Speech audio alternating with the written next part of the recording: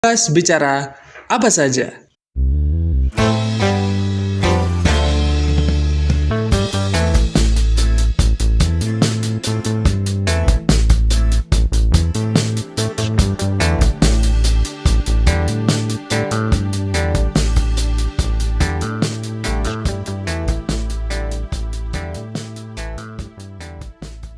Segmen ini merupakan segmen obrolan di mana kami mengutarakan pendapat kami sebebas mungkin. Kalaupun pendapat kami tidak sesuai dengan acuan yang ada, itu merupakan pendapat bebas kami. Silakan kritik, komentar, like, subscribe, dan share jika kalian berkenan.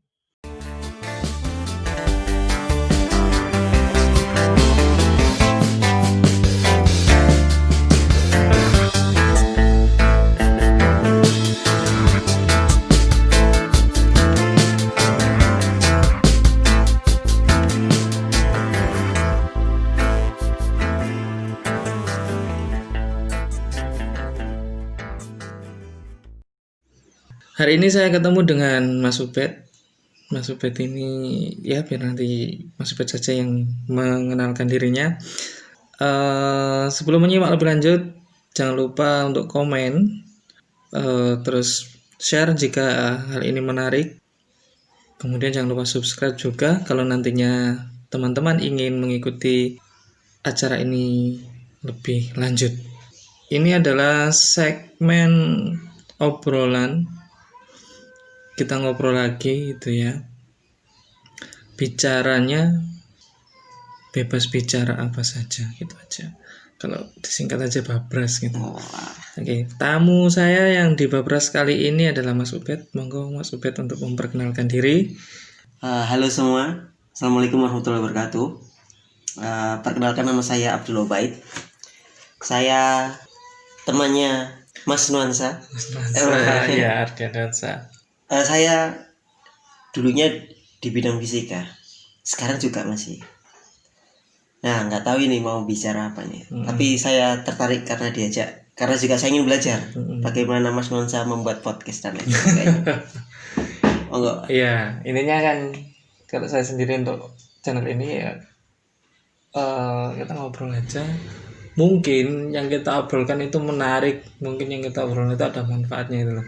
Seringkali nongkrong sampai arek-arek sudah lama ngobrol, nggak ada obrolan yang mengarah ke sesuatu yang ini nih untuk selanjutnya tuh seperti ini loh. Kalau kita menghadapi ini caranya seperti ini. Kadang tidak menemukan hal yang bisa kita ambil. Ya, kadang guyonan, ngerasani uang, godo orang-orang di medsos gitu dan sebagainya.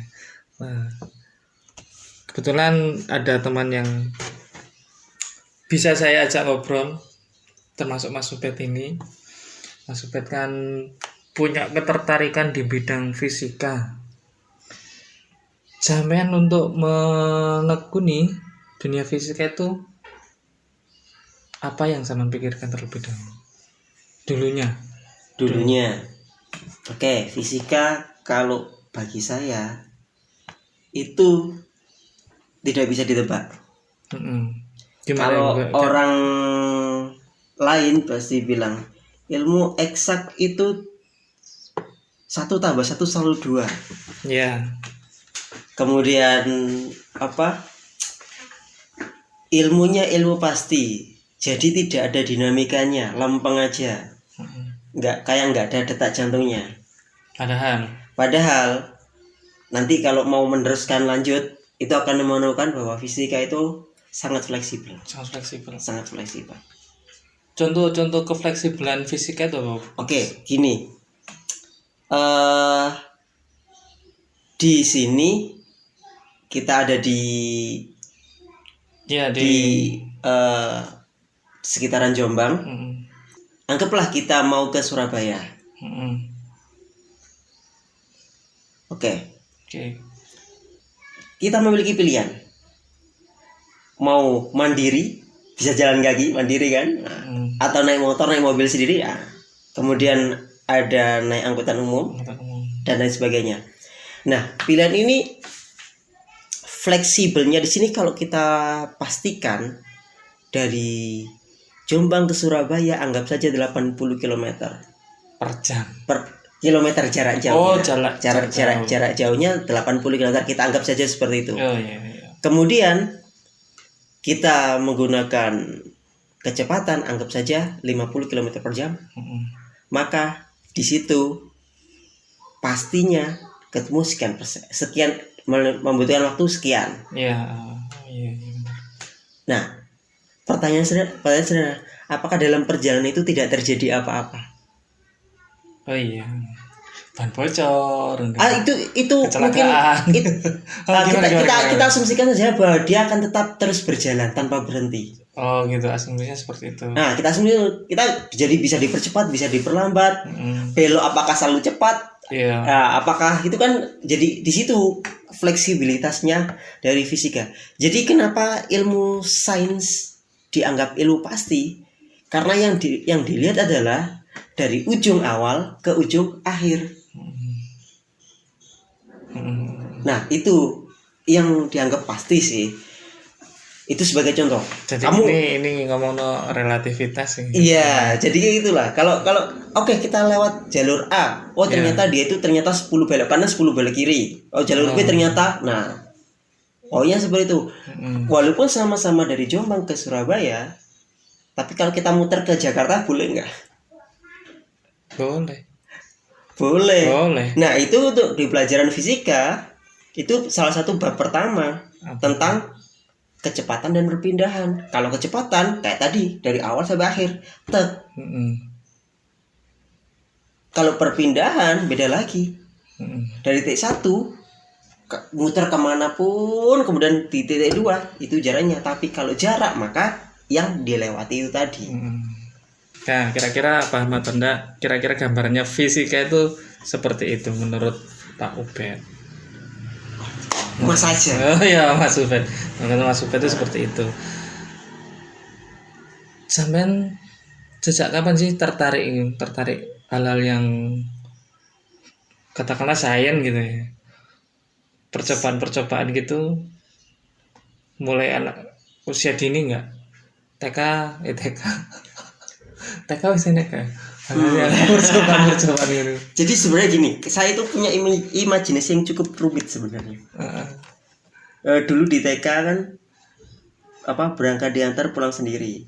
Oh ngono. Iya, ya kan? Ada yang ditungguin. Kalau saya nggak ditungguin sih. Tapi pulang sendiri, jalan sendiri. Kalau banyak teman-teman ngumpul bareng gitu. Saya enggak. Saya sendiri.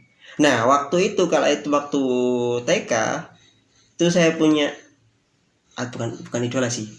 Saya anggap aja terinspirasi seorang Superman. Jadi dulu di rumah itu dari dapur, kalau namanya orang desa kan biasanya kan lurus saja, dapur ke ruang tamu kan lurus. Tidak membentuk belaan gitu kan. Nah, itu saya mengimajinasikan diri saya pakai baju yang kancingnya dilepas. Itu kan kayak sayapnya Superman. Nah, gitu. Jubahnya Superman. Jadi dari belakang lari seret, membayangkan seolah-olah terbang. Nah, lucunya itu saya lakukan sewaktu pulang dari TK. Kalau dulu dibilang seperti ini, kamu harus rapi, pakai sabuk bagus. Iya, itu di sekolah. Pulang di sekolah lepas. Iya. Nah, seperti itu. Itu saya mulai dari imajinasi seperti itu. Jadi fisika itu juga perlu imajinasi. Sangat. Gimana? Sangat butuh imajinasi. Kayak tadi. Ketika diceritakan, kalau tadi hanya matematika kan perhitungan cuma dari sini ke sini. Tapi bila di keadaannya dari Jombang ke Surabaya, tadi saya bilang belok kanan 10 kali, belok kiri 10 kali. Pertanyaannya berapa jarak antar belokan gitu kan? Kalau bikin tahapan-tahapan, oh kamu 1 kilometer nanti belok kanan. Nanti ada, anggap aja toko cat ini yang ada lampu merahnya belok kiri. Nah, Kalau kamu sebagai yang belum melakukan itu, hanya dikasih tahu, maka kamu harus bisa mengimajinasikannya itu tadi. Jadi asumsi kita belum tentu Sama dengan orang lain yang sudah melakukan. Iya. Iya. Karena apa? Anggap saja di salah satu sisi ada yang bangun. Dia lewat nggak ada pasir. Iya. Kita lewat ada pasir. Karena butuh material ya seperti itu. Nah, jadi terms dan kondisinya pada dasarnya itu berbeda. Tergantung kejadiannya tadi. Kalau menggunakan titik awal, titik akhir, maka akan selalu dianggap sama, konstan. Seperti itu. Pertanyaannya Pasti. kan kita pakai apa, lewat mana? Iya. Nah, seperti itu. Hambatannya apa gitu juga. Hambatan bisa kalau punya keyakinan kuat, kemudian udahlah aku positif aja, pasrah. Yang penting aku melakukan. Masalah-masalah kayak tadi misal ada pasir di pinggir jalan itu apa nggak akan jadi masalah.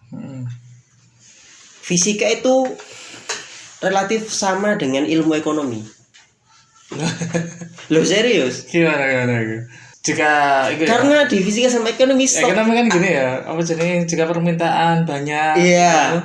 maka harganya naik. Iya, pertanyaannya Itu bisa dikontrol seperti itu ya. itu kan seperti rumus apa namanya? Pasti awal akhir gitu kan. Ya. Tapi kalau dibilang stoknya berapa yang ada, nanti peningkatannya berapa?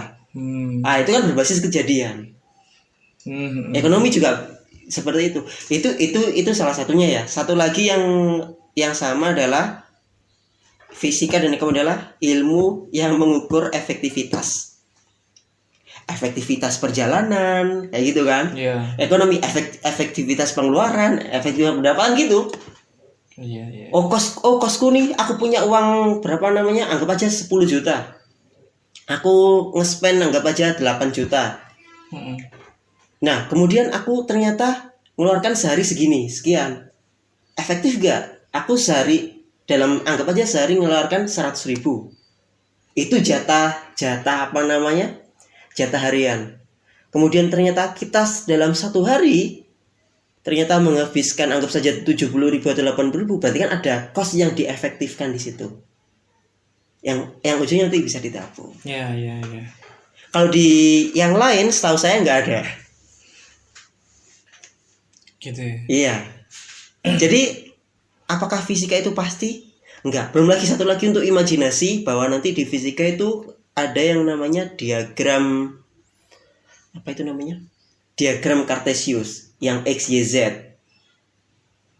Ya, paham. Nah, kalau X, Y aja gampang karena sumbu datar dan sumbu vertikal, horizontal dan vertikal. Kalau ditambah sumbu Z, bagaimana? Nah, harus bisa. Aku ada di titik 3,2,1. Nah, pertanyaannya kenapa kok tadi dibilang fleksibel? Nah, karena kita hidup di ruang 3 dimensi, tergantung pada posisi dan keadaan itu tadi. Makin berat ini. Ya, enggak. Ya, itu aja sekilas ya. Semoga. Iya.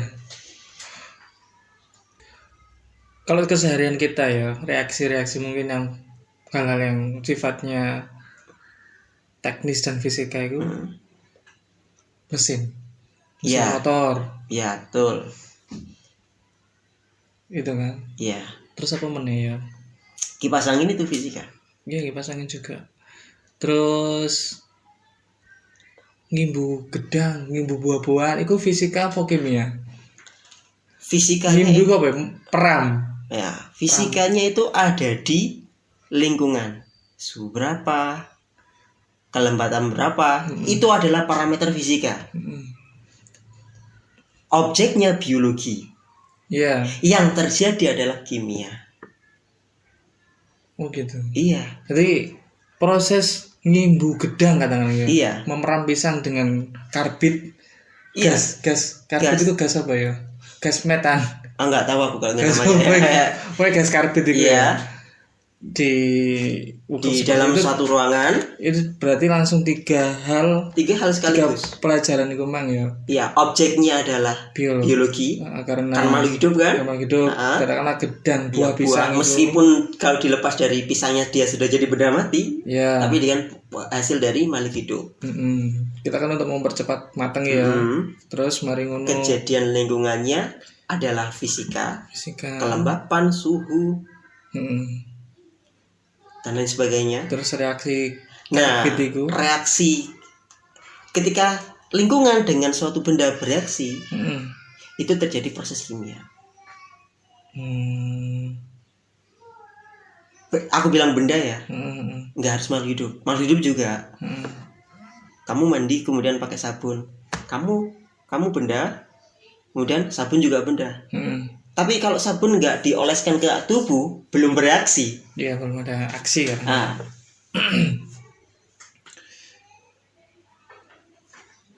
Aku tertarik dengan karbit. Iya. Karbit itu iso di petasan. Iya. Tapi iso dadi pelita, ublik, ya. lampu. Kenapa petasan dengan meriam karbit itu kan lubang kecil di atas, lubang besarnya kan di depan.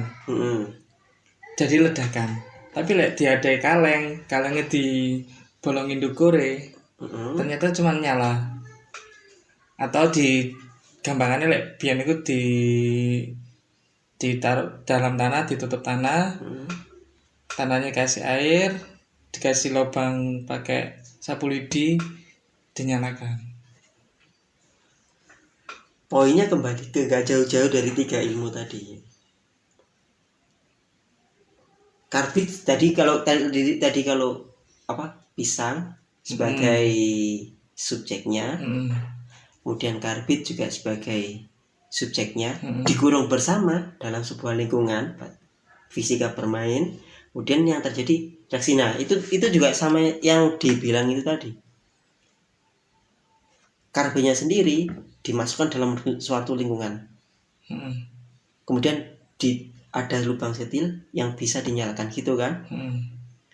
Nah, yang di luar lubang kecil tadi itu adalah, kalau di bahasa penelitian adalah kontrolnya, biar tidak lari kemana-mana, biar cukup berinteraksi pada satu jalur.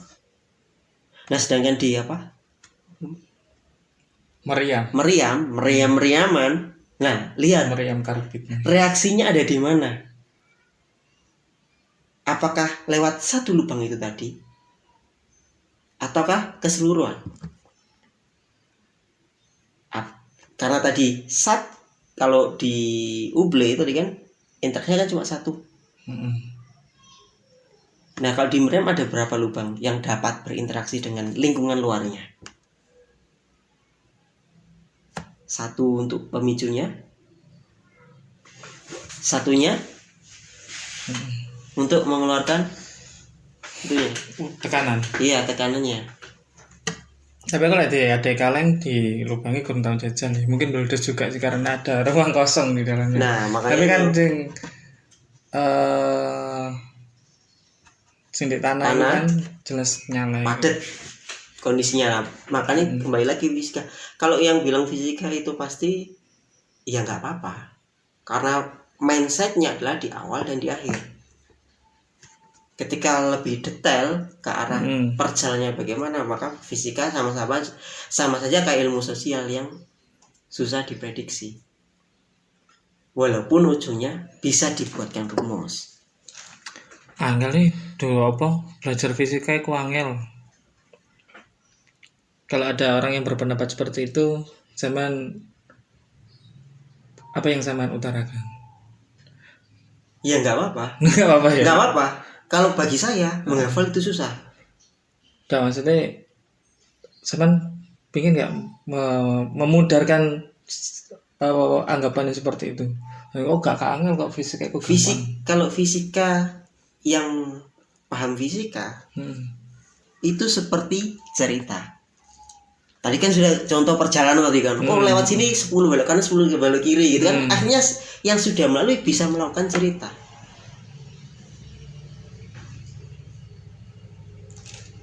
Nah, ketika tidak melakukan, ya cuma tahu jaraknya bahwa Jombang Surabaya adalah anggap saja 80 km tadi. Jadi kalau kamu tahu fisika, intinya gini deh, kalau kamu suka bercerita, kamu bisa fisika. Karena apa? Fisika itu saling berkaitan. Apakah saya, Pak, fisika rumusnya banyak, saya nggak ngafalin. Saya runut ceritanya itu tadi.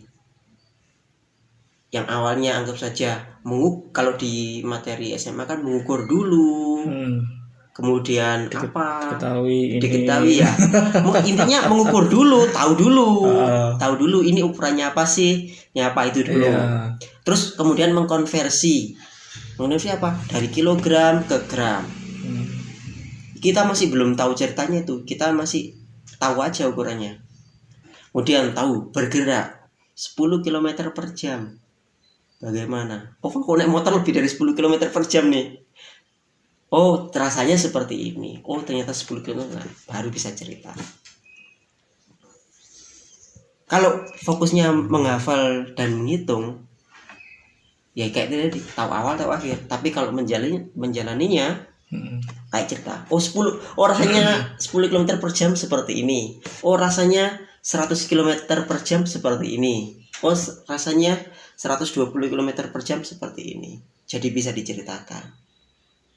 Nah, masalahnya fisika itu susah karena tidak diceritakan, hanya diajari untuk dihitung tahu awal tahu akhirnya. Kalau biologi gimana? Coba pernah gak lu pikir, Pak, kenapa kok kita makannya nasi, makannya pizza, makannya ketela, makannya gandum, makannya apapun, kok bentuknya sama-sama itu ya kalau keluar? Catane modal. Nah, berarti ada proses kan? Iya. Nah, jadi kan yang kalau katakanlah makanan seperti itu ya. Itu yang merasakan reaksi tubuh ya. Iya. Tergantung orangnya juga, dia alergi atau apa kan juga pengaruh itu. Iya. Nah, intinya kamu makan kan? Berarti kamu menjalani kan? Kemudian keluarnya kan kamu menjalani. Nah, fisika kan harus gitu, makanya bisa diceritakan kalau kita menjalani. Nah, fisika bagi saya adalah bercerita. Apakah materi lain seperti itu? Iya, kimia juga gitu. Zat A campur zat B jadi apa? Zat C campur zat D jadi apa? Dulu itu yang paling sering untuk biologi menanam kecambah, menumbuhkan kecambah. Nah, kenapa ada itu? Basisnya adalah pengetahuan langsung fisik. Apakah pasti seluruh tumbuhnya sama? Walaupun itunya sama, lingkungannya sama, belum tentu. Iya. Tapi fisika itu selalu berhubungan dengan hal teknis gak? Selalu. Hampir selalu. Yang enggak berhubungan dengan teknis itu apa? Yang tidak berhubungan dengan teknis seperti energi. Oh, iya. Baru kalau mau memanfaatkan energi, baru dibikinkan teknis mengubah energinya. Contoh energi panas, enggak berhubungan dengan teknis. Baru ketika mau memanfaatkan energi panas itu baru dipakai panel surya. Oh iya. Gelombang juga gitu. Gelombang itu tidak teknis. Gelombang sinyal HP, sinyal radio dan lain-lain enggak teknis. Tapi ketika mau memanfaatkan itu, baru dibuat alatnya secara teknis. Makanya di situ ada teknik fisika, teknik kimia. Gak ada teknik biologi tapi ya. Gak ada teknik biologi. Teknik lingkungan baru ada. Teknik lingkungan, teknik pertanian. Iya. Nah, sebenarnya fisika nggak teknis, tapi untuk memanfaatkan itunya baru dibuat teknisnya untuk mengolah. Fisika itu bukan teknis. Ilmunya bukan. Karena kita ingin melakukan sesuatu terhadap itu baru dibuat. Tapi fokus di fisika itu apa? Energi? Enggak. fokus di fisika kalau core-nya memang ada di dua hal. Heeh. Bentar. Tiga ini kalau disusunkan jadi satu. Iya, tiga dulu. Tiga dulu. Jadi ada tiga itu apa? Pertama materi. Karena fisika fisik. Kemudian kedua adalah gelombang. Gelombang itu menunjukkan bahwa dia itu bergerak atau tidak. Satu lagi energi. Oke, terus. Nah, materi tidak punya energi, dia tidak bisa bergerak. Energi bisa bergerak karena dia memiliki materi. Materi tidak memiliki energi. Materi yang tidak bisa bergerak berarti dia tidak memiliki energi. Itu rumus paling yang paling diajari pertama adalah hukum Newton. Kalau dia diam selamanya, kalau dia bergerak selamanya. Artinya apa? Di situ ada atau tidaknya energi. Kalau bergerak berarti muncul gelombang, kalau tidak bergerak berarti tidak ada gelombang. Efeknya tidak ada energi. Tiga hal ini saling berkaitan. Bukan saling berkaitan, sohibnya harus ada dalam. Harus ada. Nah, intinya dari itu apa? Dari si energinya tadi. Nah, kayak tadi kan kalau ada energi energi matahari ini bermanfaat baru dipikirkan tekniknya. Jadi gelombang dan materi itu adalah anggap saja alatnya untuk memanfaatkan energi. Kenapa saya bilang tiga? Biar ada dasarnya, kemudian ada tekniknya. Paling dasar energi, tekniknya pertama adalah tentang materi yang mendapatkan energi, maka dia akan bergerak menimbulkan gelombang itu tadi. Semua itu pasti menimbulkan gelombang. Iya. Contoh, kita kan kemarin ketemu di sini ya. Iya. Saya dari rumah ke sini, kemudian pulang dari sini ke rumah, itu kemarin. Kemudian hari ini dari rumah ke sini, nanti dari sini ke rumah. Itu kan gelombang. Kalau definisi gelombang ada bukit, ada lembah, ada berangkat, ada pergi. Itu untuk contohnya. Ya seperti itu sih. Karena kenapa kok saya bisa gitu? Karena memiliki energi. Tapi saya adalah materinya. Nah seperti itu.